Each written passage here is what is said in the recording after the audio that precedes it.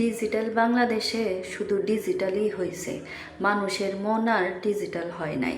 যদি হইতো তাহলে একটা মেয়ের সুখ শান্তি ও দ্বিতীয় বিয়েটাকে এত ছোট করে দেখতো না। একটা মেয়ে যখন তার সন্তানদের নিজের কাছে রেখে দ্বিতীয় বিয়ে করে তখন সেই বিয়েটাকে সমাজের মানুষ এবং আত্মীয় স্বজন কেউ মেনে নিতে পারে না। অথচ সেই মেয়েটা যখন স্বামীর বাড়িতে থাকা অবস্থায় স্বামী আরেকটা বিয়ে করে বউ নিয়ে ঘরে তোলে, বড় বউয়ের প্রতি সন্তানদের প্রতি কোনো খেয়াল রাখে না। স্বামীর এ কাজে কষ্ট পেয়ে মেয়েটা যখন তার সন্তানদের নিয়ে বাবার বাড়ি চলে আসে তখন কিন্তু কেউ ভালো ব্যবহার করে না।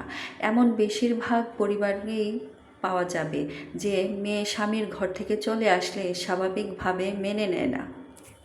সবার কাছ থেকেই তাকে অবহেলা পেতে হয়, এমনকি তার নিজের বাবা মার কাছ থেকেও। দ্বিতীয়বারের মতো যখন একটা সিদ্ধান্ত নেয় একটা মেয়ে যে সে নিজেকে পরিবর্তন করবে এবং ভালো থাকবে, তখনই সমাজে যত সব বাজে উক্তি আছে সবটাই সেই মেয়েটাকে শুনতে হয়।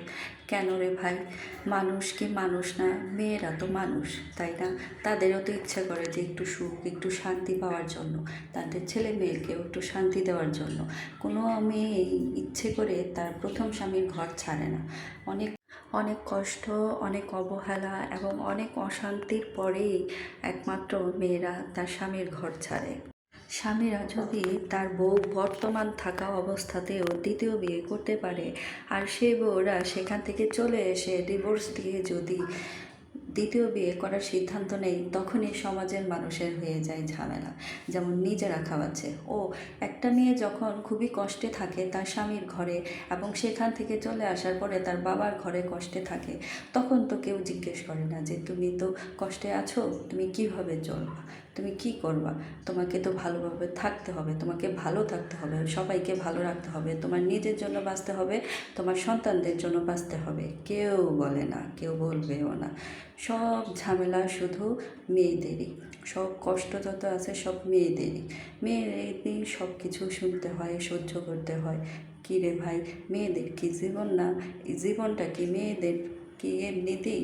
সৃষ্টিকর্তা তো সব কিছুই সৃষ্টি করে দিয়েছেন, অর্ধেক ছেলেদের জন্য অর্ধেক মেয়েদের জন্য, কিন্তু কষ্টের ক্ষেত্রে শুধু মেয়েরাই পাবে, ছেলেদের কোনো কষ্ট নেই। তাই সমাজের অনেক মানুষকেই আমি বলতেছি, যারা মেয়েরা দ্বিতীয় বিয়ে করলে আপনারা কটূক্তি করেন, খুব বাজে ভাষা ব্যবহার করেন, তারা একটু সংযত হন।